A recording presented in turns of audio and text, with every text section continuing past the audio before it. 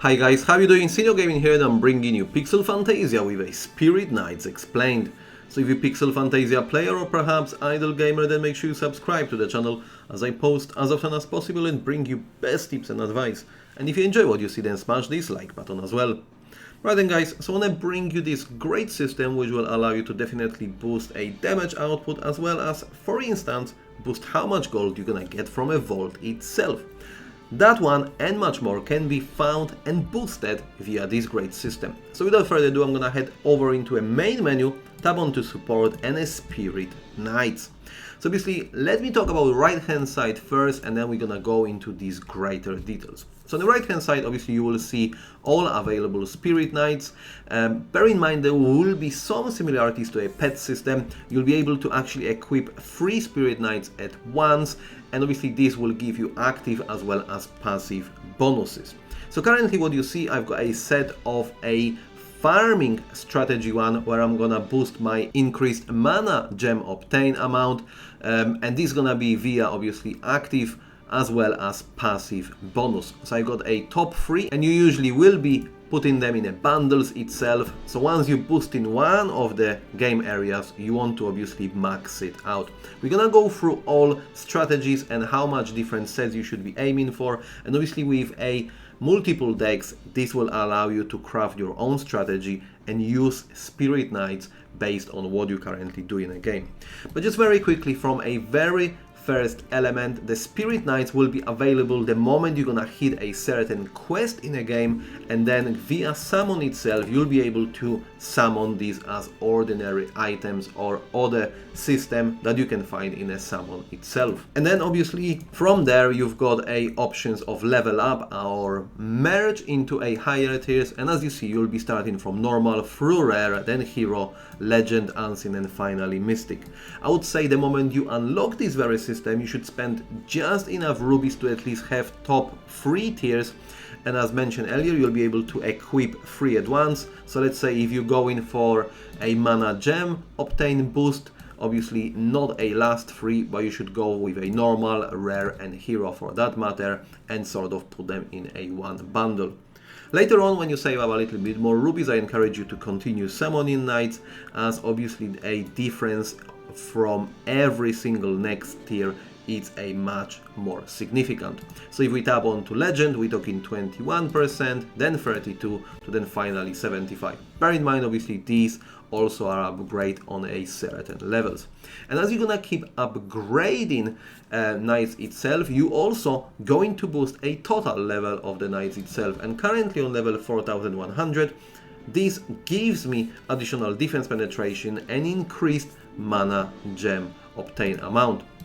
You will have a choice of actually leveling and then finally transcending your very knight in order to boost a level itself as well as possessed ability level. So what does it mean? For instance, if I just tap on this very normal one, because I have already put it on a level 100, if I want to further level up, it will take me into a transcend screen, and from here it will tell me how many cards of this very Spirit Knight I need in order to then boost a max level to 150 and then also boost possessed ability. Bear in mind, every single time you boost that possessed ability, this stat will increase, and this is your permanent perk associated with, and you don't need to equip these very Spirit Knights in order to get all these bonuses. So basically, if we get on a last tier, we're talking mystic. Here we got a 10 defense penetration by default, we got extra gold rate, we got skill attack or HP and HP regen. Bear in mind, these Spirit Knights are on +0 level, so obviously the further up you're gonna upgrade, the more you are going to get. Also, at the same time, if I just tap on one of these that I'm currently gearing, which increasing my mana gem itself, you'll be able, in similarities to a costume that you should unlock earlier on, actually enchant effect itself. And I'll show you in just a second the 3 builds I'm currently gearing, and I tell you my recommendation to it. But basically, obviously you will be able to unlock and then lock effect and use slime itself in order to land your very enchant. And then finally there is also a hidden effect, and that will be applicable to every single one of the knights itself. In order to unlock it, you will have to hit all of your effects as a S grade. So in early stages I definitely recommend just to get effects that are desirable and boost your overall damage or other aspects of the game, but later on, obviously, as you're gonna save up more resource, you want to aim and get all S grades. And I think that's pretty much sum up the whole concept of it. Now I'll give you a certain recommendation on how you should bundle it and what effects itself you should be aiming for. So obviously if we would go with a top 3 when it comes to defense penetration will be great when it comes to these boss progression stages. Bear in mind in the later stages actually you will not need as much defense penetration as well as damage itself. So in case you are still lacking defense penetration when it comes to enchantment effects, I would definitely go with as much offensive as possible. So in here I would definitely go and I would select either a critical hit damage, ultimate, soul, potentially even normal attack damage, as well as skill attack power. Obviously the higher tier you end up, the better.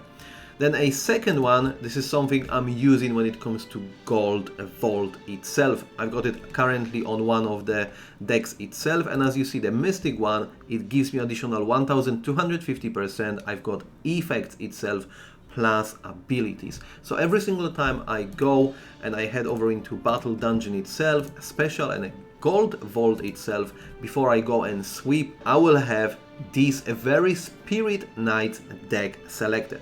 Bear in mind, every single time you're trying to get a higher rank in a Gold Vault itself, you obviously want to go full offensive when it comes to enter itself, but then when you sweep in, you want to have these Spirit Knights equipped in order to get yourself as much gold possible. Alright, coming back to that very system once again. So we have managed to talk about first two. The third one I'm actually using it to increase a mana gem obtained. This is obviously one of the resources that you will need for a various upgrades in the game. And again, you go in here with as much offensive as possible. End of the day, this is gonna be a grinding set, but also you want to maintain damage so you can obviously farm as high as possible.